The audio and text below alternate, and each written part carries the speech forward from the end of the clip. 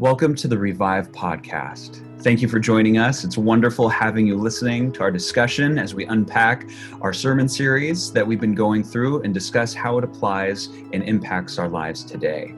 My name is Shawn Thomas. I'm an associate campus pastor here at Neighborhood Church, and we do believe that the Word of God is relevant and helpful for all time, even today. Sometimes our souls can be weary, but the Word can revive us. It's like it says in Psalm 138, verse 7, which says, "Though I walk in the midst of trouble, you will revive me." And so each week we create and curate resources to help people thrive in Christ, and that is all available on neighborhoodchurch.com/revive. Well, everybody, thank you for getting through the Stewardship Series with us. You're in for a treat because we're here with our regular team, Pastor Mike and Pastor Justin. Good to see you guys. Hey, good to be here. Good to be here as well. We are concluding our Stewardship Series. We've been going through that for the last handful of weeks, kind of like a little bit of an in-between series as we went through a very large church-wide Bible study, really, of Colossians. Then we did this abbreviated stewardship study, and now we're looking at the holidays. But we really wanted to wrap this up and cap this off because we've been talking about some good things. So I want to dive into the content that we have. But for those of you who are listening, go ahead. Check out the message that this podcast is corresponding with is connected to November 21st, but really we're just concluding the series here. So if you're listening, if you're following along, take a moment, pause this podcast, look up Luke chapter 6, verses 30 through 38. We're going to be talking a lot about that today, but we're going to also just be talking about general stewardship, kind of a big focus like we've been doing the past handful of weeks. And if you guys are like me, I've been really, this whole series, I've been trying to be more generous, if you will, with my offering, with just giving to people, with tithes, if you make a distinction between the two. And we would love to hear from you, our audience. If you've been doing that, what's been going on for you? How has that been? What does that look like? I'll share some of my experience in a little bit when we get there. But yeah, just in this series, God asks and says, challenge me, put me to the test, basically, about seeing how generous I can be if you too are generous. So anyway, take a pause. Luke 6, 30 through 38. Okay, you're back. Awesome. So Pastor Mike, Pastor Justin, we're just going to dive right in. I have a few questions for you guys in general that'll start us off, and then we can go with the discussion. So we are looking ahead towards the holidays. Right now, as of this podcast recording, we just got through Thanksgiving, but it's not December yet. So some things on my calendar are Giving Tuesday, which is November 30th. That's kind of, people know about that, doing like donations to charitable organizations and things like that. Also, what do I do about gift giving or gift receiving if I want to be a good steward? So yeah, just curious for you guys, how are you looking at the end of this series, even as we're looking to the holidays and just big ideas in general? Well, first, don't spend all your money on Cyber Monday. That's just my first. I'll lead off with that. So I don't know. Go ahead, Mike. Oh, yeah. I mean, yes, don't spend. I think what giving does, giving is like a muscle. Generosity is like a muscle.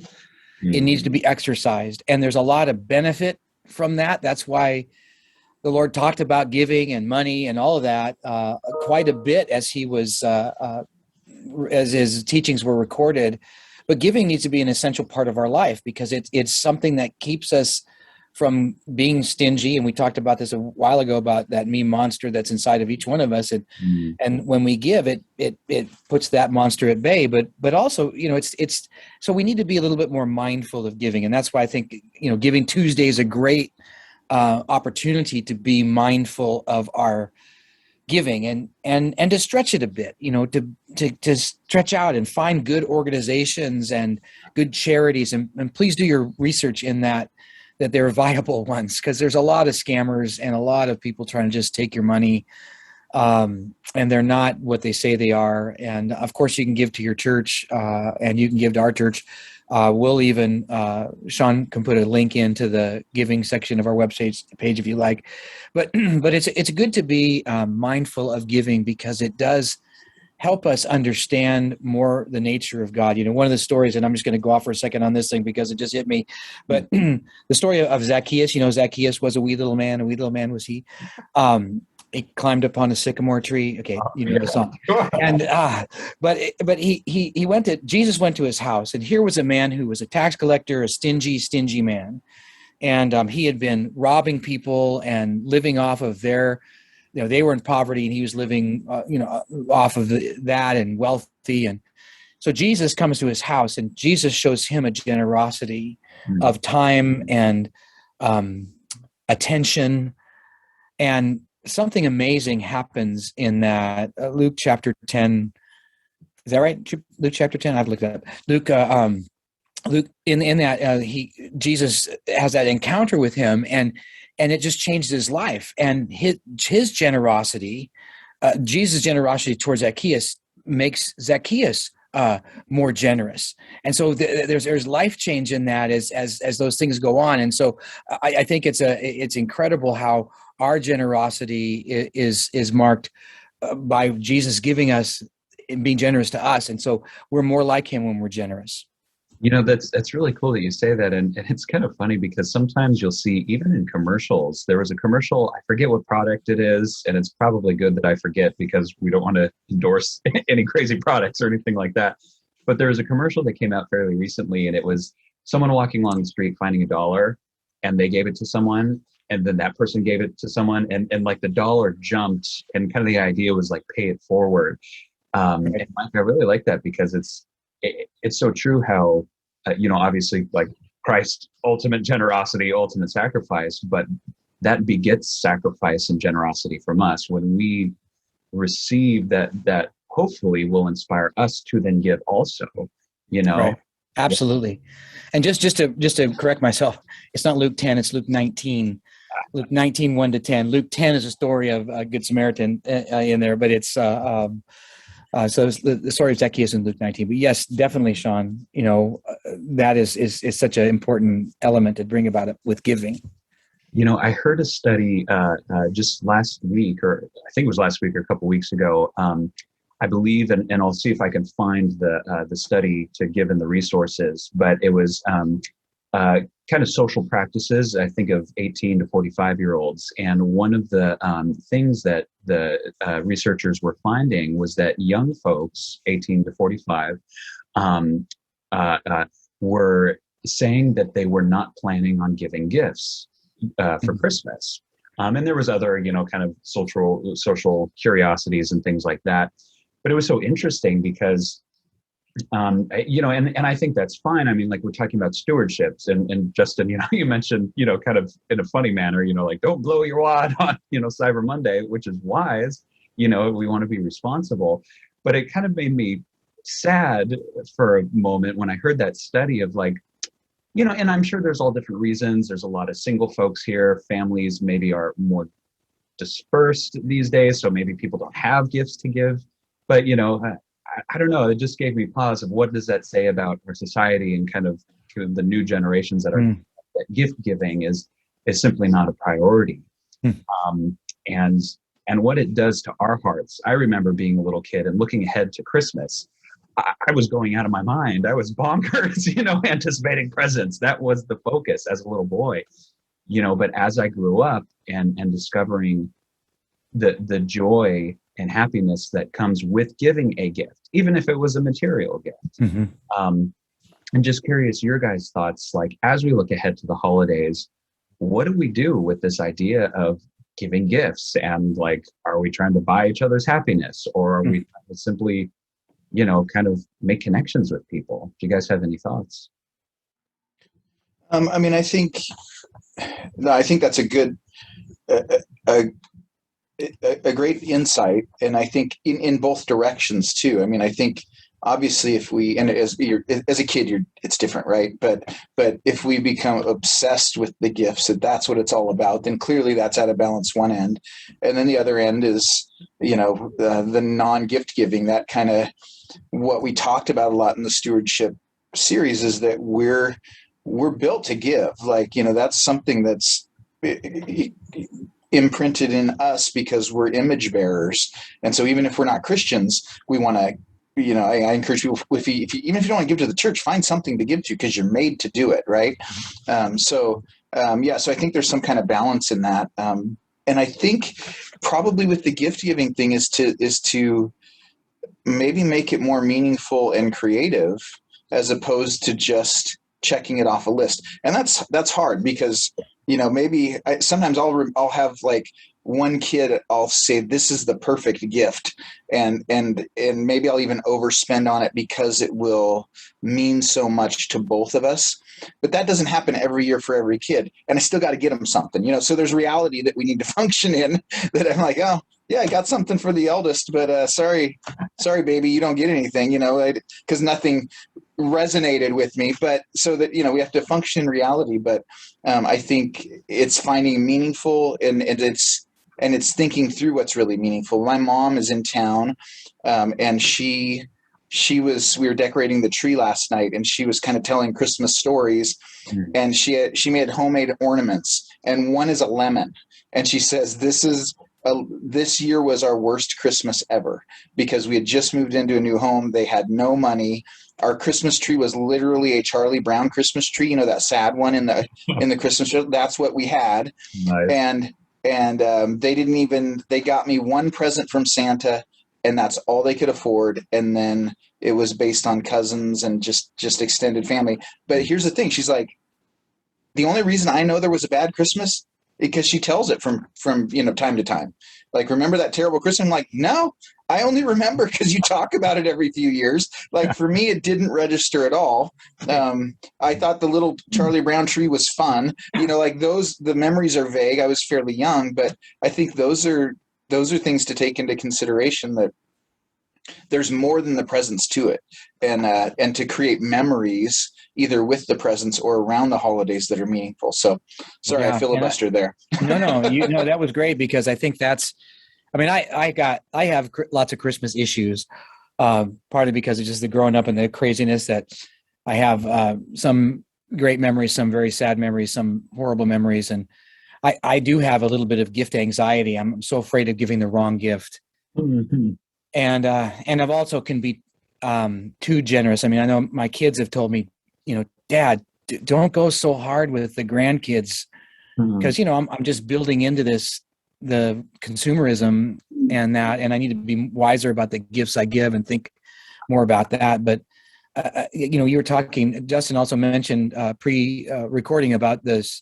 I don't want to call it a program, but a movement called Advent Conspiracy, and maybe we can stick a link in the show notes about them. They're very good at buying less and giving more time. Don't spend so much on presents, but spend a lot of time on being present. And maybe some of the gifts this year should be that. We're coming off a season of great isolation. And oh my gosh, this past Sunday was a time when, I sat down with a number of people who are dealing with some deep, deep issues, and I'm going, wow, what's bringing this about? And as I was talking with my wife, and just about the hurt that people are dealing with, is that we haven't had a whole lot of time processing the hurt and the struggle and the deals from the COVID crisis, and it's still going on, and the isolation and the feelings of that. And so when one more thing gets added to that, it just like erupts. And what greater gift to give than the gift of interacting with another person and spending time. So maybe, take them out to lunch and spend an hour talking about life. That might be the greatest gift you could ever give somebody, the gift of time. And I know time is precious too, but it's, I love it. I love the Luke passage, and I'll jump into this because I think Jesus is right in the middle in this Luke chapter 6 passage of the giving his great sermon and challenging people on different things. The sermon starts way back in, it starts almost all of Luke 6, but it's, he's talking about, loving your enemies in Luke 6:27. And then he says in Luke 6:30, give to everyone who begs of you, and from one who takes away your goods, do not demand it back. And then verse 31 is the golden rule, which says this: and as you wish that others would do to you, so do to them. We want generosity. Yes, people be generous to us, but we need to give generosity.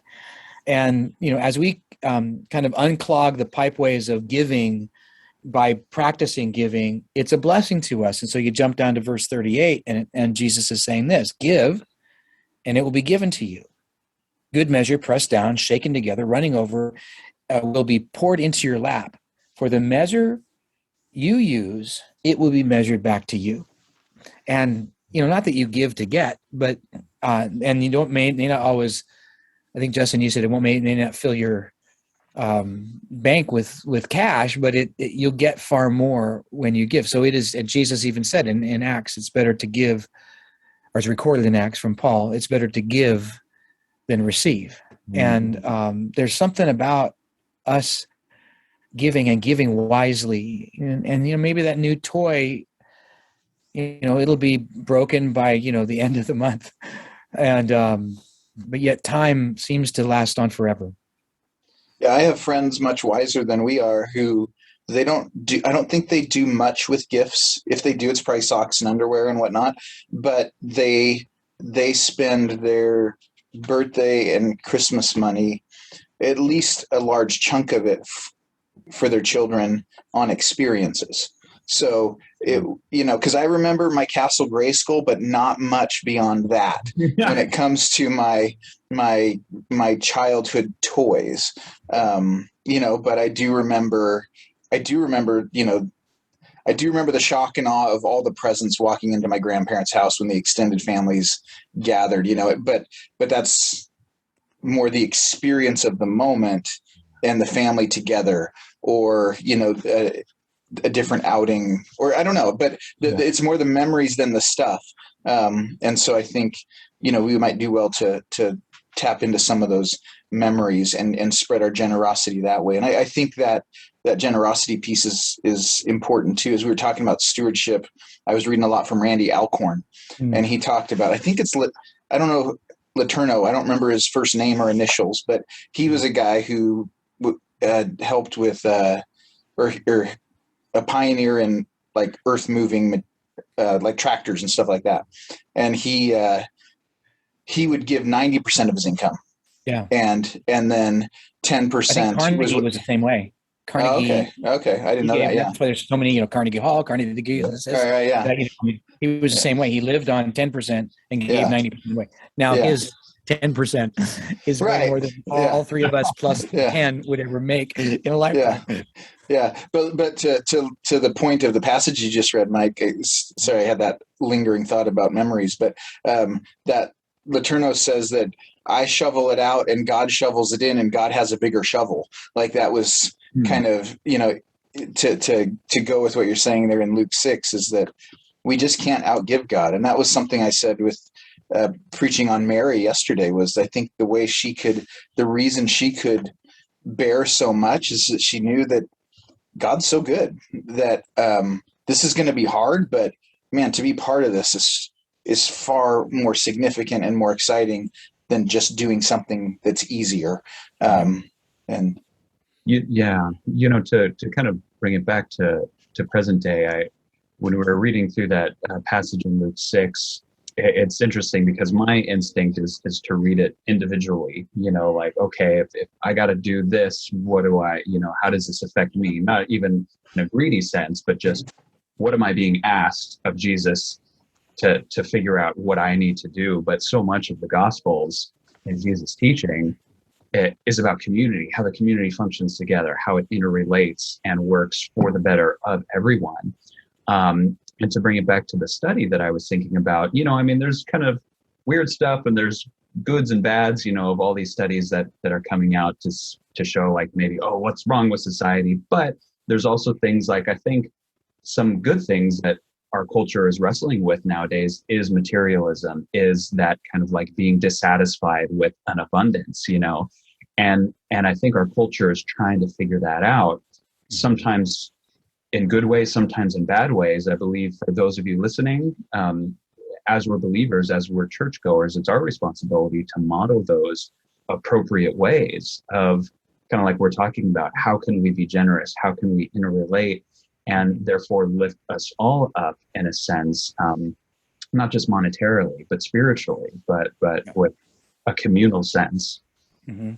Um, Well, and I think it's good to, like I said before, to be mindful and to kind of see where we're at, because it's easy to get into a pattern of giving, and then we're kind of set and stayed with that pattern. It's kind of like exercise. If you don't kind of shift in some new exercises, yeah. and Shawn, you're the trainer. You're the trainer. You should, I mean, if you don't mix in some different activities, you're going to create muscle memory, and it's not going to do as much good. And so in the same way with giving, you got to always be thinking, hey, how can I be a little bit more sacrificial? How can I be a little bit more generous? How can I be a little bit more, and just see, maybe I should live on less. Maybe I should try to clean out my closets and give away stuff, and not worrying about trying to sell it, but just actually give it away and see how that works. And I think what, Justin, you're talking about the time and that one of the things that, as Christy and I were young parents and looking for advice, one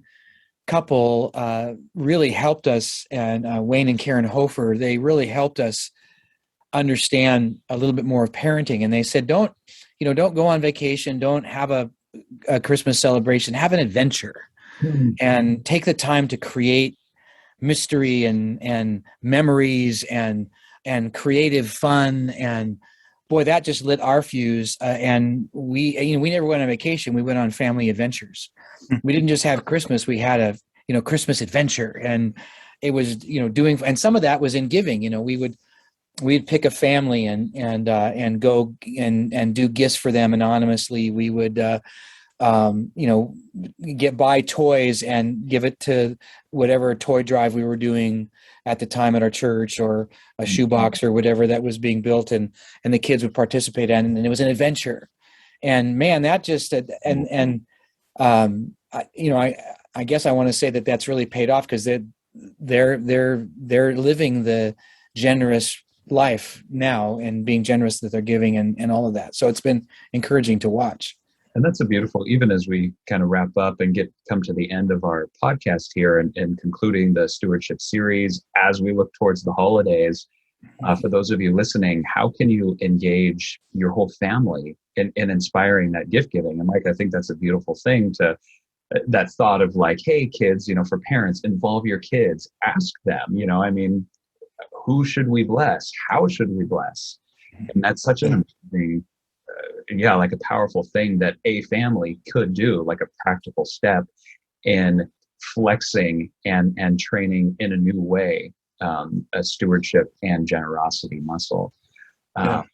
World Vision has a cool thing they do where they have, I don't know, you can buy a yak for someone, or a handful of chickens for families in different places in the world, where this helps sustain them, and even helps them have a micro loan for someone to start a business. And those are really cool things. And you give that in someone's name, and that's kind of fun to, where you have something to give, like it goes in this Christmas stocking or whatever, but it's actually, here's what I gave in lieu of a gift, or in your name, or whatever it might be. And they do some cool stuff there. So when I first came here, we did something like that a number of years ago. And I think one Sunday school class of kids bought me a yak.